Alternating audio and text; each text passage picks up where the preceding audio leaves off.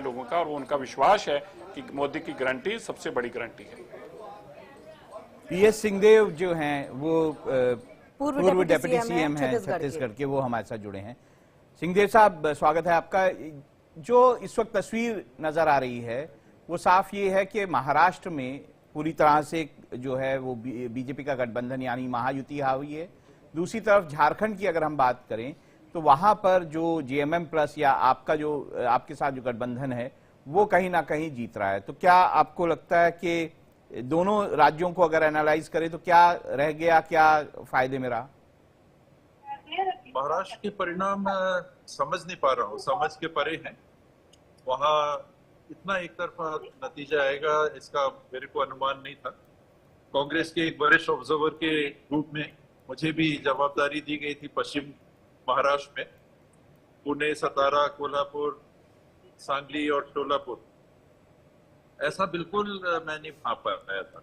23 सीटों का नुकसान आपको 2019 से अगर देखें तो 23 सीटों का नुकसान हो रहा है। काफी भारी भरकम नुकसान आपको जो है महाराष्ट्र में दिखाई दे रहा है। न केवल पिछले चुनाव की तुलना में अपितु अभी जो संभावनाएं थी 150 से कम, 160 से कम मैं नहीं आंक रहा था एमबीए के चांसेस को, तो उसकी तुलना में तो 100 सीट कम से कम 100 सीट पीछे है।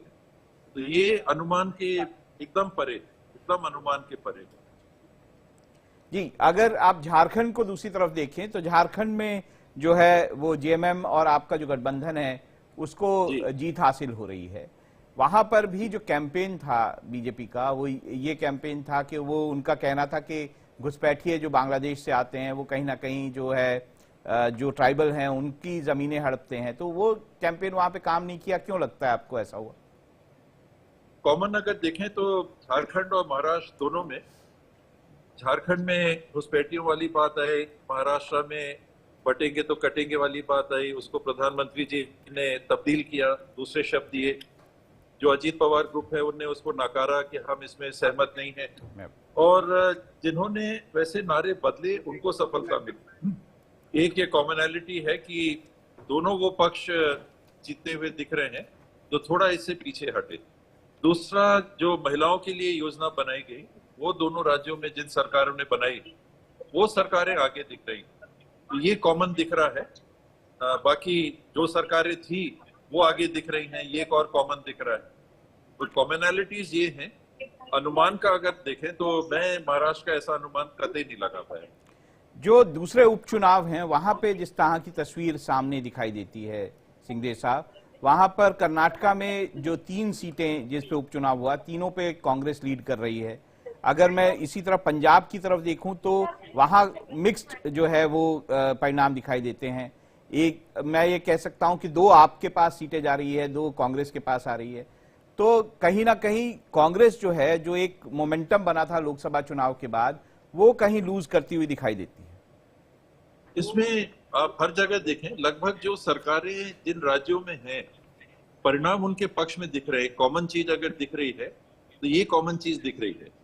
पंजाब में भी जो सरकार है और अलायंसी माने या फ्रेंडली फाइट माने तो वो होल्ड कर रहा है।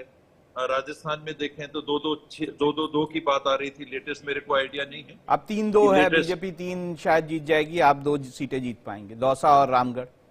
जी, तो वो लगभग वैसे ही स्थिति दिख रही है। 2-2 तो सत्ता पक्ष के विपरीत चला जाता। भाजपा को 3 आ रही है तो भाजपा होल्ड कर रही है, एक ज्यादा ले रही है। पर 2 सीटें आप, झुंझुनू की सीट आपके पास थी, दियोली की सीट आपके पास थी, ये आप लूज कर रहे हैं। जी, पर 2 अगर जीत रहे हैं 6 में से तो 2-2 था, अभी आप 3-2-1 बता रहे हैं। जो ट्राइबल अलायंस है उनके पास 2 थी, कांग्रेस के पास 2 थी, भाजपा के पास 2 थी। तो भाजपा को अगर 3 मिल रही हैं तो सत्ता में जो है वो आगे दिख रहा है। आप बंगाल में देखें तो जो सत्ता में है वो आगे दिख रहे हैं।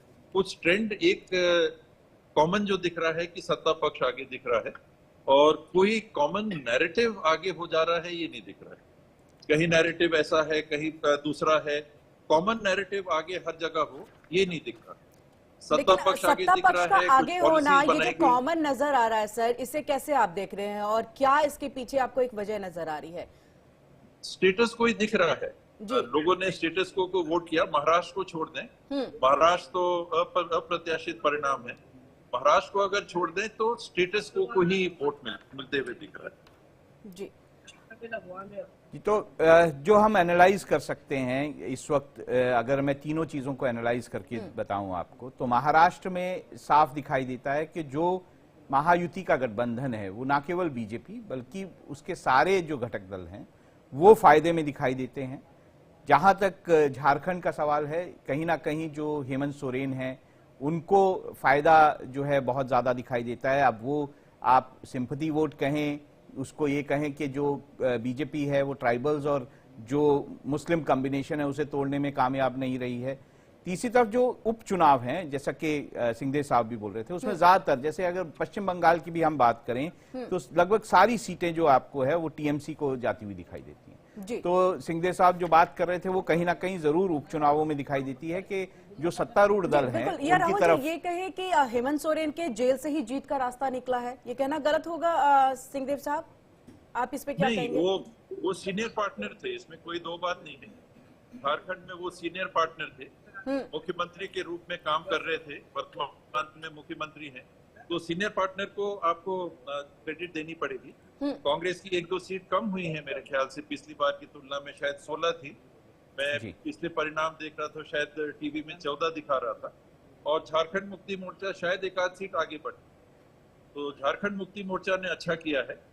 कांग्रेस ने झारखंड में जो माइनॉरिटीज को 1 सीट और देनी चाहिए थी, मेरे को लगता है कि उसका कांग्रेस को नुकसान है। एक जो महाराष्ट्र में नैरेटिव चल रहा है कि आखिर असली शिवसेना कौन और असली एनसीपी कौन, पिछली बार जो लोकसभा चुनावों से बना था नैरेटिव उससे बिल्कुल पलट गया है। अब वहां बात चल रही है कि शिवसेना की लेगेसी जो है वो एकनाथ शिंदे आगे बढ़ा रहे हैं और जो एनसीपी की लेगेसी है वो अजीत पवार आगे बढ़ा रहे हैं। ये एक नया फॉर्मेशन मानना चाहिए। लेगेसी तो कहना कठिन होगा, लेकिन इसमें कोई दो बात नहीं है कि शिंदे जी ने अपने स्थान को मजबूत किया। दिख भी रहा था ग्राउंड पे, मैं जब वहां था तो अजीत पवार जी कमतर दिख रहे थे, पीछे दिख रहे थे अपनी पोजीशन से, और शिंदे जी अपनी पोजीशन से आगे दिख रहे थे। लेकिन यहाँ तो सबके सब आगे हो गए, बीजेपी भी आगे हो गई, अजीत पवार जी भी, उनका अलायंस ग्रुप पार्टी आगे हो गई, और शिंदे जी तो मैदान में दिख रहे थे। सिंहदेव साहब, अगर अजीत पवार जो है बारामती में जीत जाते हैं तो कहीं ना कहीं ये शरद पवार जी के लिए झटका नहीं है? होगा निश्चित रूप से। जो हम हारे हैं तो हमारे लिए झटका है, बड़ा झटका है। हमको हार माननी पड़ेगी, स्वीकार करनी पड़ेगी।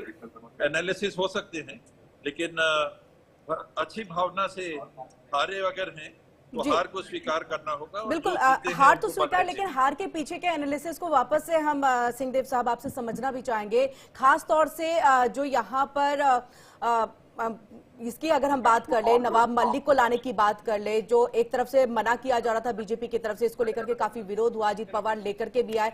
क्या इस स्ट्रैटेजी को, इस रणनीति को जो है महाविकास आघाड़ी भाप नहीं पाए, समझ नहीं पाए कि देखिए मुस्लिम वोट बैंक को जो है एक तरफ अपने तरफ करने के लिए भी बीजेपी ने एक यहाँ पर रणनीति तैयार की है कि ना चाहते हुए भी नवाब मलिक उतरे वहां पर पवार गुट की तरफ से, और इसके साथ देखें तो वहां से शिवसेना गुट से भी जो है अपनी तरफ से कैंडिडेट को उतारा गया। तो क्या यहाँ पर मुस्लिम समुदाय का, उसके वोट बैंक को जो है सीधा तितर बितर कर दिया गया, 2 पार्ट में बांट दिया गया, ये समझ नहीं पाए?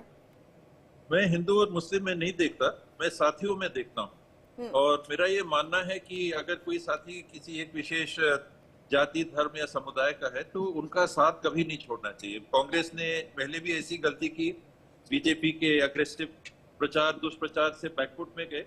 कभी नहीं जाना चाहिए। जो आपके साथी हैं उनका साथ देना चाहिए, इसलिए नहीं कि वो किसी जाति धर्म के हों, बल्कि इसलिए क्योंकि वो साथी हैं। धन्यवाद सिंहदेव साहब।